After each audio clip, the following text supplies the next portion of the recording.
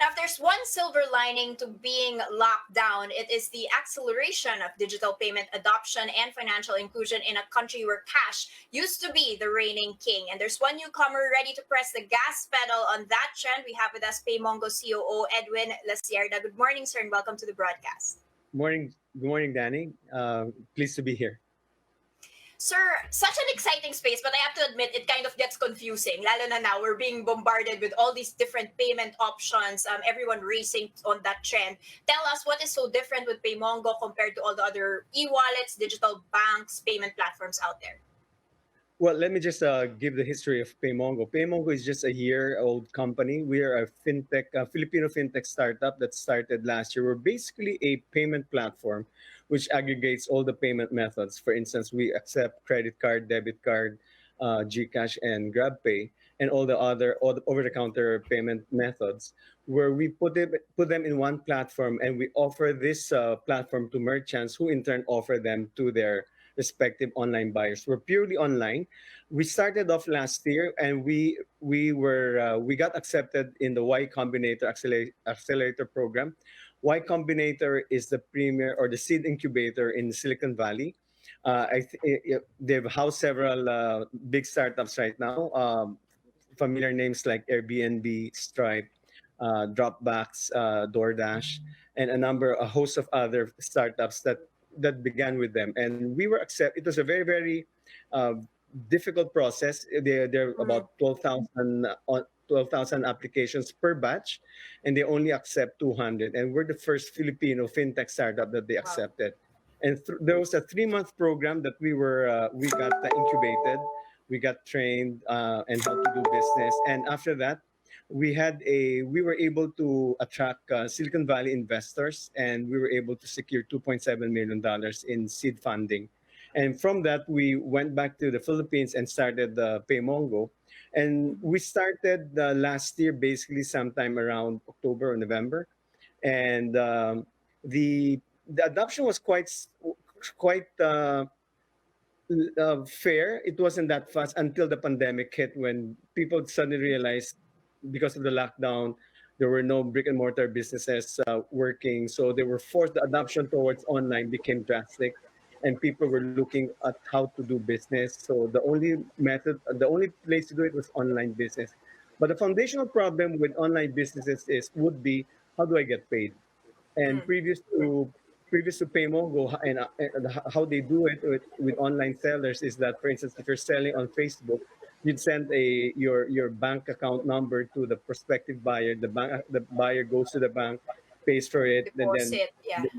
takes a screenshot of the deposit slip and send it back to the online seller. And that's a pain point where we were able to Mm-hmm. identify, and we found a solution to that by allowing small and medium enterprises to go online, accept payments easily, and that solves a pain point, and allowed facilitated the growth of more merchants online. The the value proposition that we have are basically two things. We wanted Our target market was the small and medium enterprises. Previously, there were legacy payment providers that really just focus on enterprise merchants, the big companies. We Mm-hmm. felt that the Philippine Statistical Authority stated once that 96% of Philippine businesses are small and medium. And that's a huge untapped market where the legacy providers were not offering services, primarily because there's no volume. They Mm-hmm. bank on volume on at least the legacy payment providers. We felt that as we onboard more small and medium enterprises, it will be easier for them to get attracted and be able to do business online. And so that's one of our main value proposition. The other value proposition we did was to make onboarding easy, and to make small and medium enterprises be more accessible to accepting payments. Our payment process is done in 3 steps.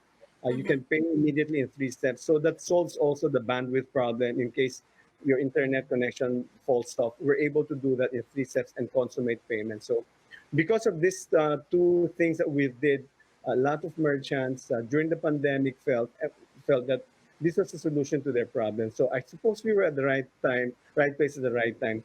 And while perhaps COVID is an unfortunate incident, it was a inflection point on the Filipinos. It forced everyone to adapt to the online online businesses, online commerce. I mean, we would assume that prior to that there was a low level of trust and confidence on online payments, but because of the pandemic, I mean, they had to trust the system, and we were able No to provide. choice. Right, there was practically no choice to except to resort to online businesses, and we were able to prove that with our fraud engine, with our nimble payment experience, we're able to gather more and more merchants to our platform. All And, right, and Sir Edwin, yeah, just right here, I just want to jump in very quickly here. And like what you mentioned, you have the pandemic somehow really accelerating how PayMongo has performed over the past few months here. We're talking a transaction surge of as much as 42%. The question is this something that you see as sustainable, or is it just because of the lockdowns? Do you see this actually being sustained even beyond the pandemic? And at the same time, what's the reception really here coming from the small businesses here, especially we're talking about the more traditional ones? Are they somehow really more willing to adopt to this new mode or system at least? on the question whether it would this experience proceed beyond the pandemic, we believe so. A lot of you've noticed during the lockdown that we had the most severe lockdown, and people were forced to migrate, and we had a lowering of the restrictions on the lockdown, and we saw a continued rise in online transactions. So we see the need for online payments. I mean, there's really a strong adoption now on online payments, not to mention the fact that there are several marketplaces which also pave the way for increasing the trust and confidence of online transactions. And also the delivery services have vastly improved, so the last mile logistics have improved. So there's a increase in trust and confidence on online payments.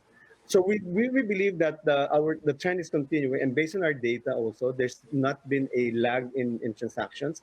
We have continuously increased our payment processing and month over month, and in terms of the merchants who are coming on board, while we catered primarily to small and medium enterprises, large enterprises found that our platform is also agnostic. It's something that can conveniently cater to their business needs. So we've got large enterprises that we're onboarding right now, and they're using us for their marketplace, for their several branches in their businesses. So there's being an agnostic platform, we're able to allow and entertain merchants of all sizes.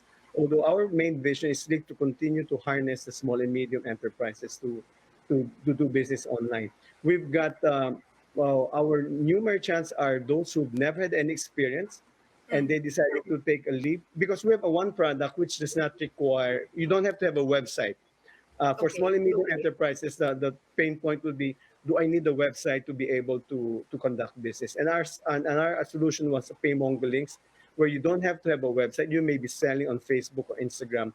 We have one product called the PayMongo links, where the seller just sends a link to the buyer, and when he clicks on the link, the payment platform You comes can out, pay now. and you can pay now. So that's how. So you don't need to have a website. You don't need to integrate. You don't need to have a developer to do the API integration with us. The other one, the more for the enterprise merchants, we have the API integration. So Mm-hmm. we allowed websites to integrate with us. The one value also that we have is we don't hide our API documentation. Once you sign up with us, the API is all public out there. Most of the providers do not disclose their API for one reason or another. But we felt that to have a wider adoption in the community for the developers, we open it up to the developers or enterprises who have developers to just develop and see with a few lines of code, you'll be able to integrate PayMongo to your website. So that's our two Okay. value proposition, I think. Sir, congratulations on the funding. So Series 1, $12 million. It brings your total funding to $15 million. There were some articles, quite anecdotal rather, on fintech during the pandemic, saying that might be swallowed up, especially since banks, the biggest banks, are gonna start tapping digital na rin, diba? It's something that they weren't Right. really concerned with. There were other products out there, but now it's something that even the biggest banks are gonna be doing. How did you manage to raise this money? Why were they willing to take such big risks? I just want to mention, you have Justin Matian, who is co-founded Tinder, Peter Thiel co-founded PayPal. Why did they give such a vote of confidence in a high-risk environment with the biggest competitors also starting to be more aggressive? Well, for one thing, payments is foundational in the online businesses. It's really the end question for any merchant is how do I get paid? And that's and we saw the problem, the pain points in our Philippine internet landscape. So we're able to provide that solution, and I would say with some modesty that our technology is superior. It's so easy to onboard. One of the problems, in fact, to tell frankly, Dan, we are in fact dealing with some of the biggest banks, and they're very curious about our technology. In fact, they've asked for a walkthrough on how do we onboard. I mean, we're registered, we're supervised by the Banco Central, and yet we're able to onboard merchants in 3 to 7 days. For other legacy providers, it'll take them as short as 1 month to 3 months. So that's why there's a huge adoption by small and medium enterprises to just come with us. And the banks, while they are also interested in going into that particular landscape, they're more focused on developing their products like direct online banking. So they offer their Mm. banking method as a payment method, which we are also looking at as a source of as another payment method. In fact, we've got some discussions with several banks right now on the idea of using using their banking services as a method of payment. Not in the sense of being enrolled with them, but using their bank account as a way of just transacting directly to the business. So that's why it's called direct online banking. It's something that's new to the market, and it takes a lot of discussions with the financial institutions because they're primarily conservative and they're afraid of phishing. Mm. But we're able to convince them that this is the way forward. In fact, we've spoken to more than 5 big banks, and they've asked us to give them a walkthrough of our compliance process and also a walkthrough of our fraud tool. And they've seen that yes, it can be we can partner with PayMongo. So that's something that we're looking forward to. In fact, even the credit companies like Visa and Mastercard, we've showed them, we've given them a walkthrough of our compliance process. It's very important for them. Sigurado ba kayo that your merchants are all Mm. legitimate? And we try to weed out all Actually. the bad actors. So our KYC process is not it's not just taking a picture and showing the ID. They're surprised because that's the idea of KYC's internet is that an ID and your picture. We go beyond that, and we do a rigorous vetting process during the KYC, and that's a value proposition that the banks are so surprised that you can Mm-mm. do in 3 to 7 days because So you're everything is actually doing the online. job for them. You're doing the In fact, KYC for them. Danny, actually, we're actually doing the KYC process for them. In fact, we're asking Mm. for more responsibilities on their end to give it to Uh-oh. us, and we'll underwrite the risk. However, the problem being a conservative financial institution, they want to hold on to some of their Of KYC, course. which is Okay. totally understandable. But to get more of the services that we do the KYC, we underwrite the risk, we're able to onboard more merchants. And that's a way of telling the market, look, if you want more businesses, it's here. You allow us to Mm. onboard. We're quite bold in making that statement because we believe our technology can weed out in the KYC process, also in the fraud in the transaction process. We're able to weed out the bad actors. In fact, our fraud dispute rate is 0.01%, very low. The standard is 1%. Okay. So we're very low. So it's something that they're looking into. Mhm. So more on this huge funding that you just got here, sir. Where do you see this money going? How will this feed into your expansion plans, especially when you're talking about your targets here in terms of onboarding and even your transaction value? We're looking at using the money to expand to more payment methods. And we're also looking at other business models like subscription, invoicing, and we have all the data that we have that we can also look at different products. So, like for instance, identifying what particular merchant are they fiscally healthy? So are we able to provide other products like our loan products or our data analytics as a source of products? So we're looking at several products, and most of you would know that the margins in payments is quite small. So we're building on the payment gateway, the payment highway Mm. to build more products, looking at the data that we have of the merchants. And we have our data on the merchants are from small, medium, and large merchants. So we're able to see what's the best product that we can offer to our merchant clients. So it's a process of growing that and also expanding our fraud tools, make and growing our team. We're now currently at 48. We started with only about 10 people. Now we're now at Mhm. 48. We tend to grow Mm-hmm. more.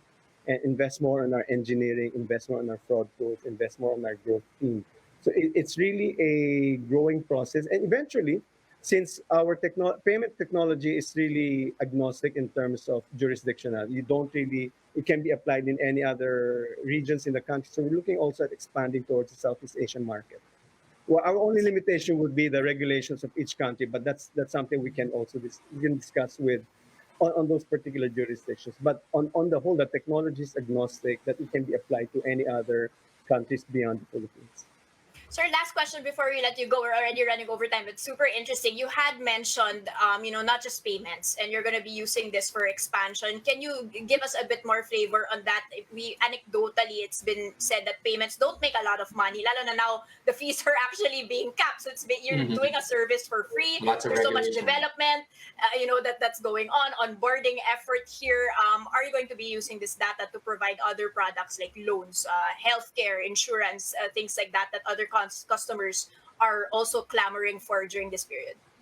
Yes, we're looking at the data and we're seeing potential number of opportunities, like you mentioned, loans primarily, and in fact, we're just having a discussion with another financial institution on the prospect of providing loans because we're not licensed to provide loans. So we partner with a financial institution and do that. But that's something way down the line because we're right now just building. And over and above loans, we're looking at also other products depending on the robustness of the data that we have and offering more products as we've envisioned. Those are things down the line. To make money of payments in and of itself, you really have to grow volume, and that's why we're increasing the volume month over month. Our volume has grown. We're nearing about $20 million in payment processing on a monthly basis. So I mean, on a monthly basis, we're doing about 3.6 million in payment processing dollars now. So that's we're growing that. So that's something that we'll see in term while we're still developing the other products, we grow the margins by having more volume in our processing payment processing. Thank you for that, sir. So very exciting times, PayMongo addressing the pain points of the small micro businesses here in the Philippines and having it more accessible to these small businesses to actually make transactions faster and more secure. Thank you so much, Edwin Thank Lacierda, you, CEO Manny. of PayMongo. Thank you very much.